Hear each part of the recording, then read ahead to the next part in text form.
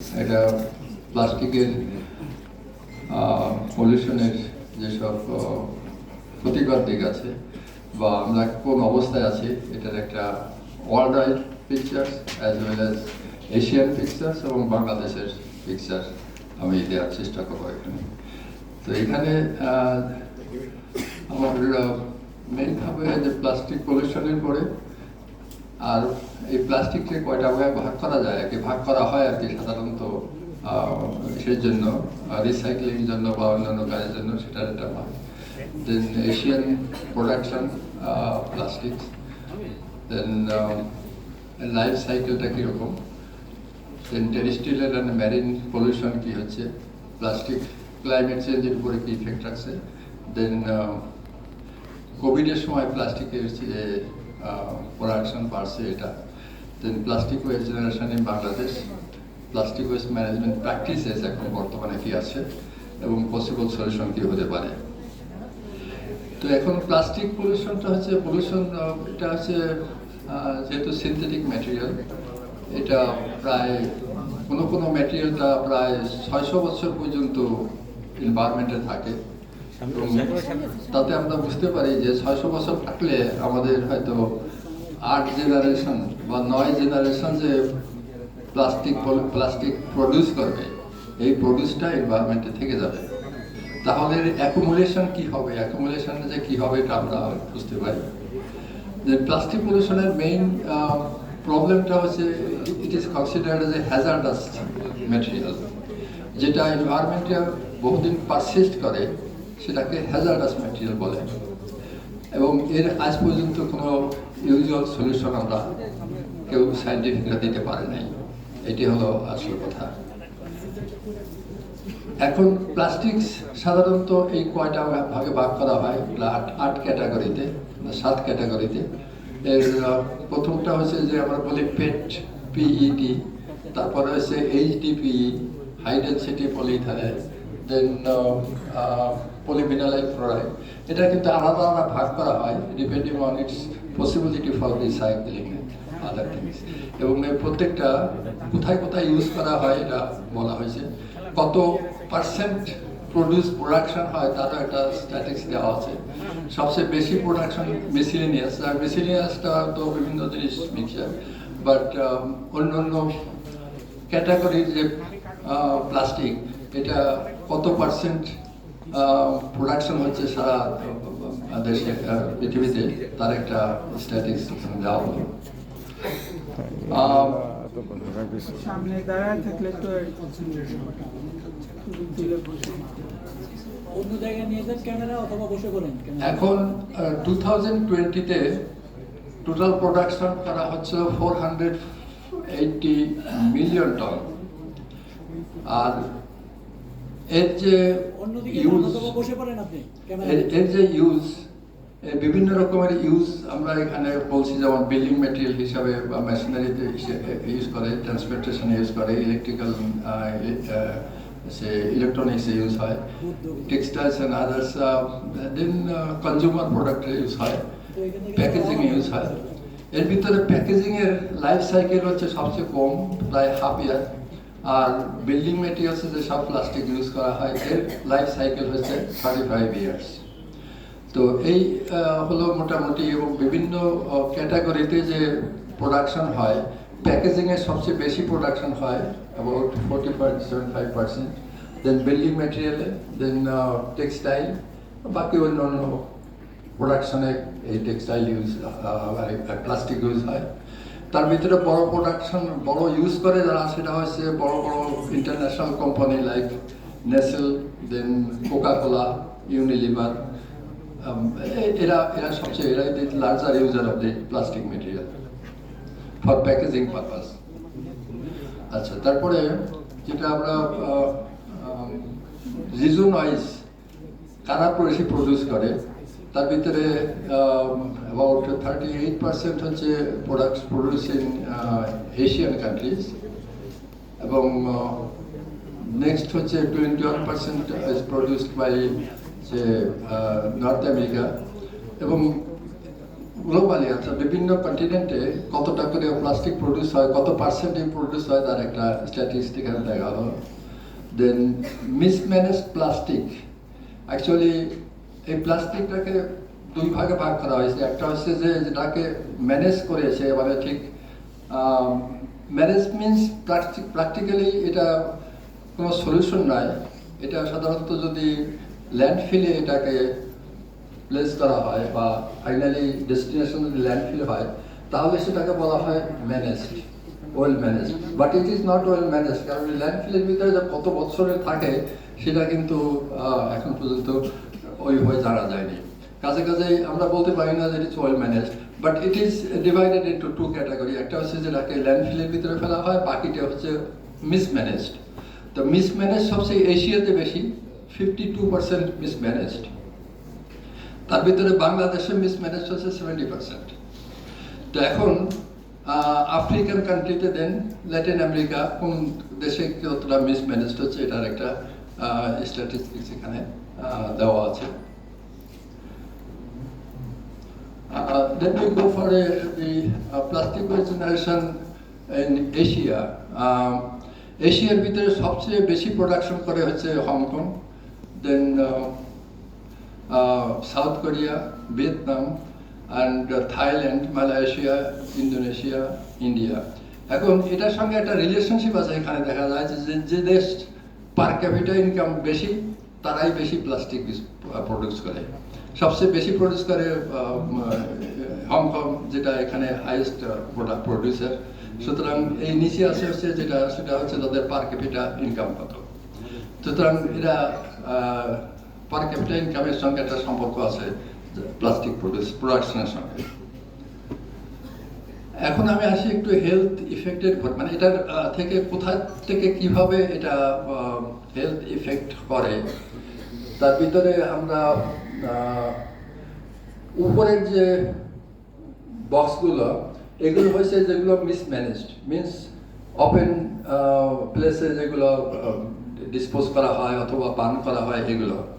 আর নিচের বক্সে আছে যেগুলো, সেগুলো হচ্ছে ম্যানেজড। এখন এখান থেকে যে প্রোডাক্টগুলো হয় সেটা হচ্ছে, একটা হচ্ছে ডি হচ্ছে ডিগ্রেডেশন, আর হচ্ছে রেসিডুয়াল, টক্সিক রেসিডুয়ালস, পি হচ্ছে ফিজিওকেমিক্যাল পলিউশন, টি হচ্ছে টক্সিক রিলিজ, দেন এল হচ্ছে লিসেট, যেটা চোয়ায় মাটির ভিতরে চলে যায়, আর একটা হচ্ছে ই হচ্ছে এমিশন, এবং হচ্ছে মাইগ্রেশন। তো এখন প্রথম প্লাস্টিক যখন তৈরি হয়, প্লাস্টিকের সঙ্গে কিছু অ্যাডিটিভস ইউজ করা হয়। অ্যাডিটিভস ইউজ, আপনারা দেখেন সব প্লাস্টিকগুলো একরকম না আর কি। তো যেসব অ্যাডিটিভ ইউজ করা হয়, এটা হচ্ছে যে প্লাস্টিককে সুইটেবল করার জন্য, ইউজের জন্য, যে কাজের জন্য ওটা ব্যবহার হবে সেই কাজের জন্য সুইটেবল করার জন্য কিছু অ্যাডিটিভস ইউজ করা হয়। এবং সেই অ্যাডিটিভসটা হচ্ছে সবচেয়ে বড় প্রবলেম, বিকজ এই অ্যাডিটিভসের ভিতরে হেভি মেটাল থাকে, অনেক রকমের কেমিক্যালস থাকে, যেগুলো পরবর্তীতে এটা থেকে রিলিজ হয়। প্রোডাকশনের সময় যেমন একটা হচ্ছে যে এখান থেকে এমিশন হয়, সাম এমিশন ইজ দেয়ার, দেন ইউজের সঙ্গে এটার মাইগ্রেশন হয়, as well as toxic materials এখান থেকে রিলিজ হয়। আচ্ছা, দেন হচ্ছে ডিসপোজালের ভিতরে অনেক রকমের হয়, দেন এটা ফাইনালি হয়তো রিভার অথবা ওশানে গিয়ে পড়ে। আইদার সারফেস থাকে, টেরেস্ট্রিয়াল সারফেস থাকে, অথবা ফাইনালি ওশানে গিয়ে পড়ে। এটা হচ্ছে যেটা মিসম্যানেজ, যেটা আগে। আর যেটা ম্যানেজড সেটা হচ্ছে নিচের বক্সের ভিতরে, সেটা হলো যেমন রিসাইকেল যদি করা হয়, রিসাইকেল করলে এটাকে কালেকশন করতে হয়, কালেকশন করার পরে সেপারেশন করতে হয়। সেপারেশন করার সময় এখান থেকে কিছু রিলিজ হয়, দেন এনার্জি রিকভারি, এটার যে ফাইনাল যে ইউজ, সেগুলো হচ্ছে আইদার রিমোল্ডিং অর এনার্জি ইউজের জন্য ইউজ করা যেতে পারে। সেখানে এনার্জি রিকভারি হতে পারে, বা ইনসিনারেশন হতে পারে, সেখানে ল্যান্ডফিল হতে পারে, বা ওপেন বার্নিং হতে পারে। তো এই সবগুলোর ভিতরে প্রত্যেকটা স্টেজে এটা কিছু কিছু এমিশনস বা টক্সিক সাবস্টেন্সেস রিলিজ হয়, এবং কোন কোন জায়গা থেকে কি রিলিজ হয় সেটা এখানে দেখানো হলো আর কি।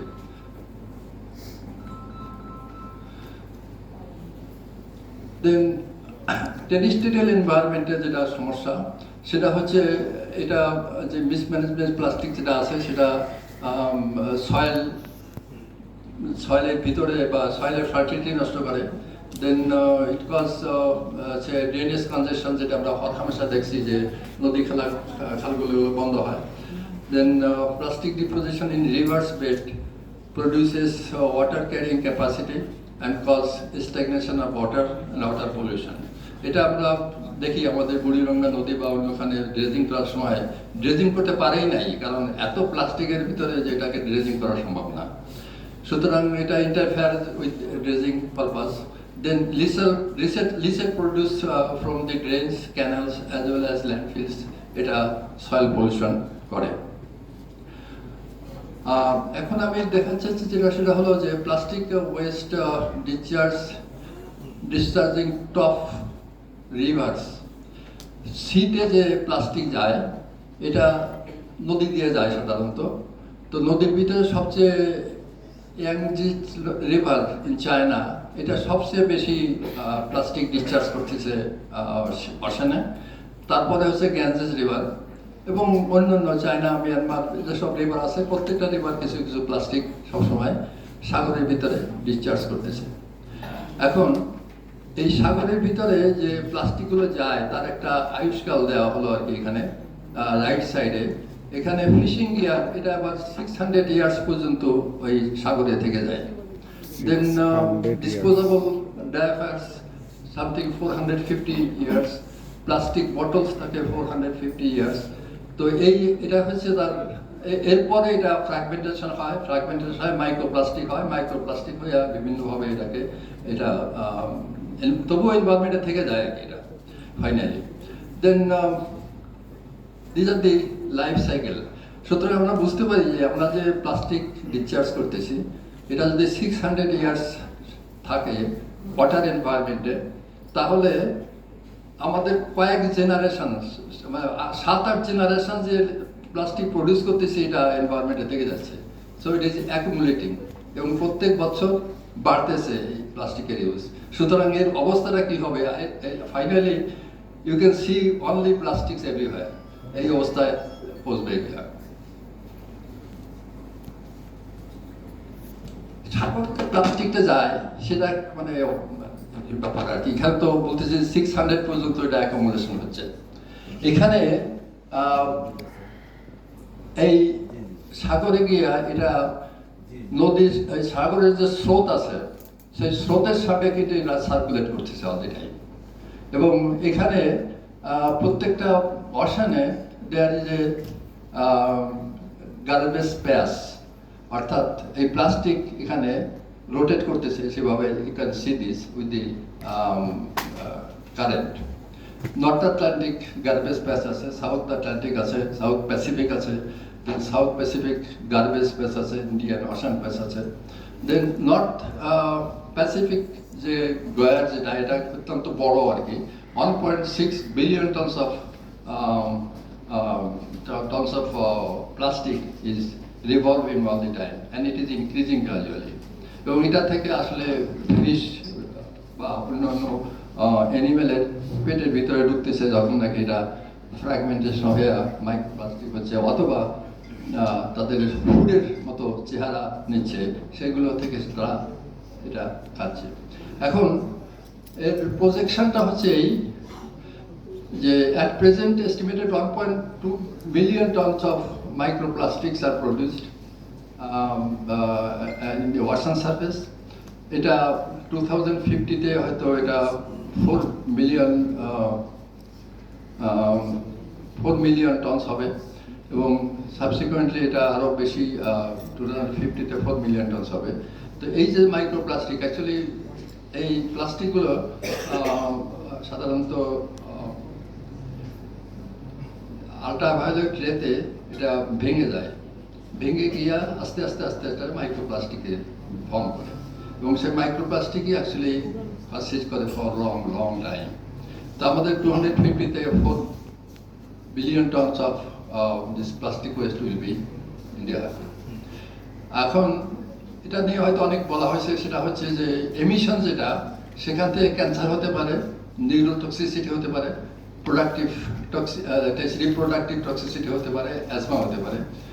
আর ইউজ এবং ইনটেক থেকে এটা যেটা হয় সেটাও ঠিক ওই রকমই আর কি, বিভিন্ন রকমের ডিজিজ এগুলো হতে পারে।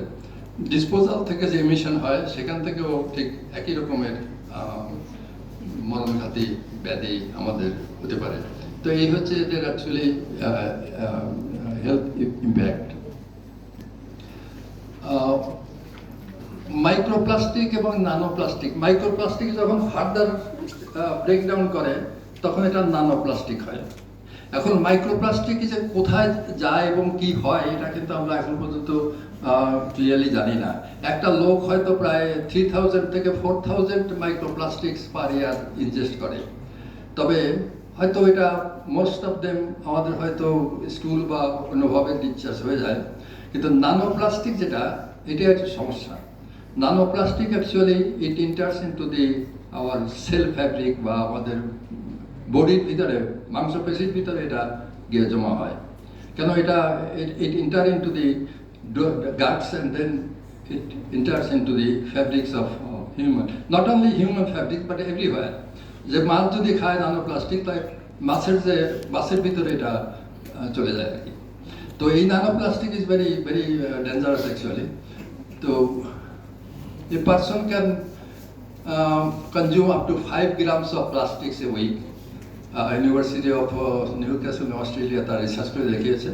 The effect of microplastic ingestion is not yet known, but nanoplastic can enter into the muscle fabric, cross cellular barrier, as well as affect the functioning of the cell. আমাদের human cell functioning affect করতে পারে।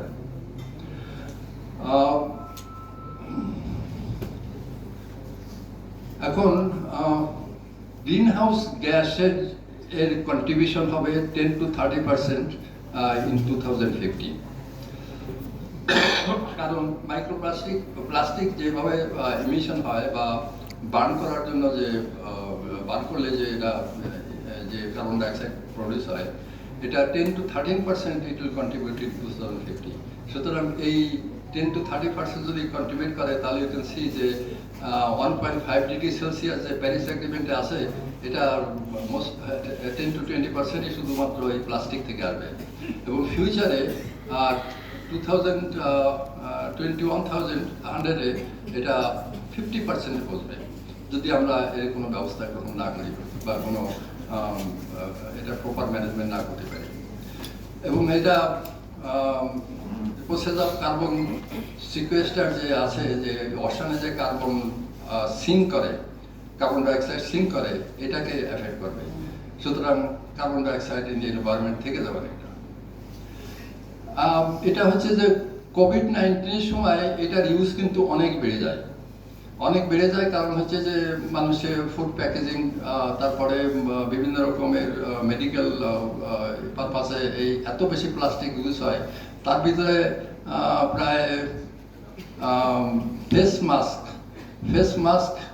166 billion in 2020-তে use হয়েছে। Spain and China have observed respectively that 350% to 370% increase in medical waste. সুতরাং এটা এত বেশি use হয়েছে এই সময় আর কি। তো এটা হচ্ছে আসলে কোভিডের সময়।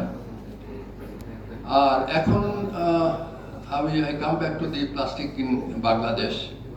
বাংলাদেশের লেটেস্ট স্টাডি অনুযায়ী 977,000 tons of plastic waste is produced per year at this stage. It is in 2021, it's a World Bank study, that it is 977,000 tons of plastics used. About 70% of this plastic is mismanaged. Mismanagement, আমি আগেই বলছি যে mismanagement হচ্ছে যে এটা যেখানে সেখানে যত্রতত্র ফেলে দেওয়া, নদীতে ফেলে দেওয়া বা ড্রেনে ফেলে দেওয়া। এই মিসম্যানেজড হচ্ছে 70% তার। About 700,000 tons of plastic waste is identified in terrestrial and riverine environment in 43 locations around Dhaka city. Dhaka city's চারদিকেই 47,000 tons of plastic has been found in water environment as well as in the terrestrial environment. So this is the situation actually. আমাদের এখানে যে plastic disposal হয় তার একটা statistic এখানে দেওয়া হলো। প্রথম হচ্ছে ওপেন প্লেসে যায় 33%, আর 30% যায় ল্যান্ডফিলে, যার জন্য আমরা ওই ল্যান্ডফিলেরটা বলি যে এটা আমাদের আউট অফ সাইট চলে যাচ্ছে, কিন্তু বাকি 70% কিন্তু মিসম্যানেজড, অল আর মিসম্যানেজড। দেন 16% আছে হচ্ছে বিভিন্ন প্লেসে ওপেন বার্নিং আছে 8%, দেন 7% আছে হচ্ছে মাটির ভিতরে বুরিড বা পুঁতে ফেলানো হয়, আর একটা হচ্ছে যে নিয়ার বাই ওয়াটার বডি যে 3%, others 3%. This is the distribution of the plastic in Bangladesh. এখন বাংলাদেশে কি কি টাইপের প্লাস্টিক কতটা ইউজ হয় সেটা আমরা যদি দেখি, একটা এলডিপি যেটা লো ডেনসিটি পলিইথাইলিন যেটা, এটা সবচেয়ে বেশি ইউজ হয় এবং এটা increase is 20.4 tons per year per day per year. এখন এই যে ইনক্রিজটা হচ্ছে অ্যাকচুয়ালি এই এলপিডি যেটা লো ডেনসিটি, এটা আমাদের সবচেয়ে বড় প্রবলেম। এটার যদি সলিউশন আমরা করতে পারি তাহলে কিন্তু আমরা মোরালেস অনেকটা প্রবলেমটা সলভ করতে পারি। তারপরে এইচডিপি আছে, পেট আছে, পিবিসি আছে, পিএস আছে, পিপিআর, আদার থিংস আছে, এগুলোর ইউজ আছে, বাট সবচেয়ে বেশি হচ্ছে আমাদের লো ডেনসিটি পলিইথাইলিন। এটা একটা বড় প্রবলেম আমাদের জন্য। এখন পার ক্যাপিটা প্রোডাকশন কত সেটা হচ্ছে এখন যেটা আছে ইন 2020 ওভারঅল বাংলাদেশে হচ্ছে 0.4 কেজি পার পার্সন পার ইয়ার, আর ঢাকা সিটিতে এটা হচ্ছে 0.9 কেজি পার পার্সন পার ইয়ার। অর্থাৎ একটা লোক এক বছরে 9.9 কেজি প্লাস্টিক ইউজ করে, আর ওভারঅল বাংলাদেশে হচ্ছে 0.4 কেজি পার পার্সন পার ইয়ার। নাও এটাকে সারা পৃথিবীতে কিভাবে রেগুলেট করার চেষ্টা করা হচ্ছে, একটা হচ্ছে রেগুলেটরি মেজার্স, আইন করে যেগুলো কন্ট্রোল করা হয়। তার ভিতরে Bangladesh was the first country to impose ban on production and sale of plastic bag in 2002। বাংলাদেশের ভিতরে কিন্তু was the leading person, but এটা কোনো কাজে আসে না শেষ পর্যন্ত। মানে এটার ব্যাগ বন্ধ করতে গিয়ে আরো অন্যান্য সিমিলার প্রোডাক্ট বাজারে ছেড়ে গেছে। Then EU, China, India, USA, Nigeria, Israel and UK adopted measures to control use of lightweight plastic, যেটা নাকি আমরা বললাম এলপিডি, যেটা আমাদের সবচেয়ে বেশি তৈরি হয়, এটা কন্ট্রোল করার চেষ্টা প্রথম করছে। Single use plastics bag and some other plastic items, এটা তারা বিভিন্ন রেগুলেশনের মাধ্যমে এগুলো করেছে। এই সব কান্ট্রিগুলো they have taken adopt this single use প্লাস্টিকের একটা ব্যবস্থা তারা গ্রহণ করেছে। সবচেয়ে স্ট্রিক্ট ল হচ্ছে কেনিয়াতে। কেনিয়াতে যদি প্লাস্টিক ব্যাগ কেউ ইউজ করে বা কেউ প্রডিউস করে, তাকে $38,000 পেনাল্টি করা হয়। সবচেয়ে স্ট্রিক্ট ল হচ্ছে কেনিয়ায়। আমাদের দেশে ল হয়েছে কিন্তু বাট এটার ইমপ্লিমেন্টেশন হয় না। Then open dumping on landfill. About 40% of the plastic all over the world is actually open landfill যায়। বাকি open dumping cause various problems, যেটা আমরা আগে বলছি, যে এটা এখান থেকে ফ্র্যাগমেন্টেশন হয়, এখান থেকে এমিশন হয়, যেটা আমাদের প্রবলেম হয়। Asia's open dumping becomes a breeding ground for mosquito.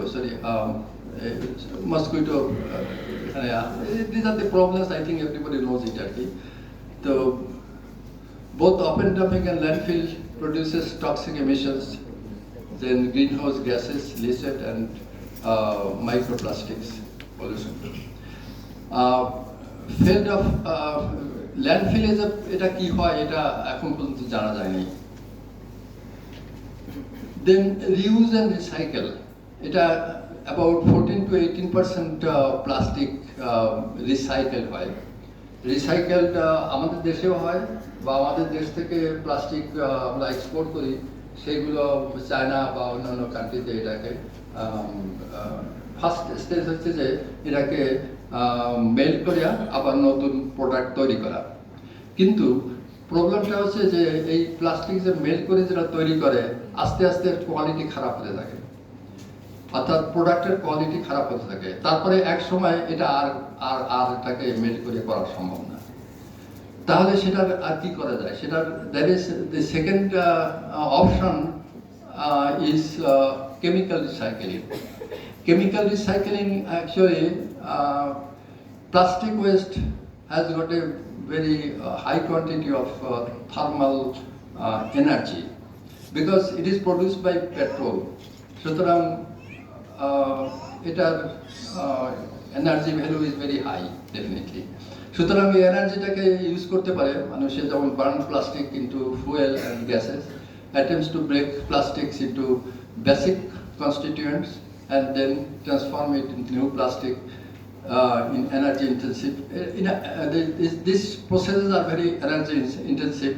সুতরাং এটার ইউজ খুব একটা বেশি নাই আর কি। The problem of chemical recycling include hazardous emission and byproduct, and the process poses health risk similar to waste incineration. Incineration and open burning, এটা 24% plastic এটাকে এইভাবে ম্যানেজ করা হয়। কিন্তু ইনসিনারেশন করলে এখান থেকে যে এমিশন হয়, সেই এমিশনের ভিতরে ডাইঅক্সিন থাকে, হুইচ ইজ ক্যান্সার প্রডিউসিং, ফুরান থাকে, হেভি মেটাল থাকে, মার্কারি থাকে, ক্যাডমিয়াম থাকে, লিড থাকে, গ্রিন হাউস গ্যাসেস থাকে। সুতরাং এইগুলোকে কন্ট্রোল, যদি ইনসিনারেশন করতে হয় তাহলে it must be control incineration, অর্থাৎ এর যে এমিশনটা হয় এমিশনটাকে আবার ট্রিটমেন্ট করা দরকার হয়, either by filter or by some other methods. Then incineration in Asian countries cost prohibitive option of course. এটা এশিয়ান কান্ট্রিতে যদি এটা ইনসিনারেশন করতে হয়, এটার যে এমিশন যেটা সেটা ম্যানেজ করতে ইজ ভেরি কস্টলি, যার জন্য এটার প্র্যাকটিস খুবই কম। যদিও 24% স্টিল ম্যানেজড লাইক দিস। আচ্ছা, export and import of plastic, এটা কিন্তু বহুদিন ধরে চলে আসছিল। সবচেয়ে বেশি প্লাস্টিক কিন্তু হচ্ছে চায়না, তারপরে মালয়েশিয়া, ইন্দোনেশিয়া, দেন আদার কান্ট্রিজ। এখানে কিন্তু প্লাস্টিক আমাদের দেশ থেকেও এক্সপোর্ট হতো, এই যাতে প্লাস্টিককে ছোটো ছোটো পিস করে এটাকে এক্সপোর্ট করা হতো। কিন্তু সমস্যা হয়েছে যে this amendment of Bessel convention imposed a ban on that. If there is hazardous material, you cannot export it to other countries. So every country will have to manage its own plastic in that way. সুতরাং আগে যে আমরা plastic export করতাম, এই প্লাস্টিকটা export করাটা এখন অনেকটা এই বেসেল কনভেনশনের আন্ডারে আওতায় ব্যান হয়ে যাচ্ছে। সুতরাং 1919 থেকে China has made a rule to import plastics which is not toxic at all. So toxic plastic toxicity যে থাকে বোধহয় 0.5% পর্যন্ত টক্সিক থাকতে পারে, এর বেশি থাকতে পারবে না। সুতরাং তারা এটা রেস্ট্রিক্ট করছে এবং অন্যান্য কান্ট্রি যারা এটা করতো তাদের রেস্ট্রিকশন হয়েছে। তার মানে হচ্ছে যে will have to manage our own plastic in our own way, that is the thing. Now অপশনটা কি আছে এখন? অপশনটা আছে, একটা হচ্ছে বায়োপ্লাস্টিক্স আর biodegradable. This is likely to provide alternative solution to fossil-based persistent plastic. এটা সাধারণত দুই ক্যাটাগরি, একটা হচ্ছে বায়ো-বেসড আর একটা হচ্ছে বায়োডিগ্রেডেবল। বায়ো-বেসড যেটা, সেটা হচ্ছে biological material like jute, sugar cane, maize, potato and cassava, এগুলো ইউজ করে this is based on biological material. আর একটা হচ্ছে যে it has been engineered, this plastic has been made biodegradable by making some changes in its bonds and all these things. সেটা হচ্ছে that's called the biodegradable plastics. So এই দুটো use হচ্ছে। এখন the main complaint is that this bio-based plastics is only about 40% biodegradable. এখন যদিও তারা claim করে যে 100% biodegradable, কিন্তু কিছু কিছু স্টাডিতে দেখা গেছে যে only 40% biodegradable and it takes a long time. So it's another problem যে এটাকে যদি আমি কম্পোস্টিং করতে চাই বা কিছু করতে চাই এটা অনেক সময় লাগে। তো এখন আমরা আসলে আজকের যে ওয়ার্কশপ এটা হয়েছে যে যারা এই অল্টারনেটিভ আনবে আর কি বা আনতে চায় তাদের কাছ থেকে শুনবো যে অ্যাকচুয়ালি এটার কিভাবে এটা কতটা টাইম নেয় এটা বায়োডিগ্রেড করতে, অ্যাট দি সেম টাইম এটা ইউজ করাটা কতটা সেফ। এখন এটা অলরেডি বিভিন্ন কান্ট্রিতে ইউজ হচ্ছে দিস বায়োডিগ্রেডেবল প্লাস্টিক্স। তার ভিতরে যেমন এশিয়াতে 46% ইউজ, টোটাল যে বায়োডিগ্রেডেবল প্লাস্টিক যে ইউজ হচ্ছে এশিয়ান কান্ট্রিতে 46%, ইউরোপে 26%, নর্থ আমেরিকায় 17%, অশানিয়ায় 1%, and so already it is used in different countries. So whether we can use it or not, that we'll have to see. Globally, about 2.11 million tons of these bioplastics has been produced in 2020. So it is already in production, but many says that it is not 100% biodegradable. তো এখন আমরা কি করতে পারি আর কি, আমাদের প্রথম phase out যেটা সারা পৃথিবীতে করতেছে সেটা হচ্ছে যে ওয়ান টাইম ইউজ যে প্লাস্টিক আছে এটার একটা অল্টারনেটিভ বের করা, এবং এটা একটা অল্টারনেটিভ বের করতে হলে আমাদেরকে দেখতে হবে যে আসলে কী কী অল্টারনেটিভ আছে, সেই অল্টারনেটিভগুলো একটা কোনটা আমরা অ্যাডাপ্ট করতে পারি বা প্রমোট করতে পারি সেটা বের করা। মেইন সবচেয়ে ভালো যে প্রসেস সেটা হচ্ছে যে পেট্রোল থেকে প্লাস্টিক তৈরি করা যায়, এই প্লাস্টিককে আবার রিভার্ট করা যায় পেট্রোলে। It is possible, technically it is possible. যেমন পাইরোলাইসিস প্রসেস, এটা প্লাস্টিককে রিভার্ট করে টু ফুয়েল, মানে সেই পেট্রোলে, এবং সেই পেট্রোল ইউজ করে আবার ভার্জিন প্লাস্টিক তৈরি করা সম্ভব। কিন্তু এটা যেহেতু একটা additional process, so it is costly bit, যার জন্য এটা প্রমোশন খুব একটা হচ্ছে না আর কি। But this is the best solution from my point of view, because যার থেকে এটা তৈরি আমি যদি সেটাকে ব্যাক করতে পারি and then again you produce it, then whole thing is recycled and nothing is really problem. But problem হচ্ছে যে এই প্লাস্টিকটা আমরা কালেক্ট করবো কী করে, collection is a problem, sorting is a problem. কারণ আমাদের দেশে বহু চেষ্টা করা হয়েছে বিভিন্ন কন্টেইনার দিয়ে যে বিভিন্ন ম্যাটেরিয়াল ফেলবার ভিতরে, কিন্তু এটা কখনো সাকসেসফুল হয় নাই। সলিড ওয়েস্ট ম্যানেজমেন্টে বিভিন্ন কন্টেইনারে বিভিন্ন জিনিস ফেলার জন্য অনেক জায়গায় কিন্তু এটা পাইলট স্কেলে চেষ্টা করা হয়েছে, কিন্তু এটা খুব একটা কাজ করে নাই। সুতরাং প্লাস্টিকটাকে কালেক্ট করে একসাথে আনা এটাও একটা ডিফিকাল্ট জিনিস। অথবা এটা আরেকটা যেটা করা যায় সেটা হচ্ছে it's called the gasification. It can be converted into cyanogas and carbon monoxide, which can be used as a fuel also. এটার একটা প্ল্যান্ট বাংলাদেশে হয়েছে রোহিঙ্গা ক্যাম্পে, কিন্তু সমস্যা হচ্ছে ওই একই যেটা বললাম আর কি, যেটা 1 ঘন্টার ক্যাপাসিটি যা সেই ততটা প্লাস্টিক ওখানে পাওয়া যায় না। সুতরাং এই প্লাস্টিকের কিন্তু এনার্জি ভ্যালু অনেক বেশি, as I showed you is 14,000 BTU per pound. 1 pound যদি আমি প্লাস্টিক পোড়াই তাহলে এর থেকে যে এনার্জি পাই সেই এনার্জি হচ্ছে 14,000 BTU, which is very high because it is a petroleum product. সেই জন্য সুতরাং এটাকে যদি আমি এনার্জি ইউজ করতে পারি, অথবা এটাকে যদি আবার রিভার্ট করিয়া আমি এটাকে আবার ভার্জিন প্লাস্টিক তৈরি করার জন্য ইউজ করতে পারি, that is the best process. কিন্তু এটা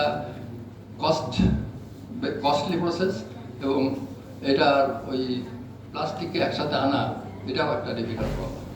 সো এই দুটো প্রবলেম সলভ করতে পারলে we can solve the plastic problem. Considering the limitations and consequences of the present approaches and ever-increasing volume of plastic waste, it is clear that no existing waste management methods can give environmentally sound solution to the plastic pollution problems, plastic crisis. To arrive at a sustainable solution, extensive research and motivation works are required to bring plastic into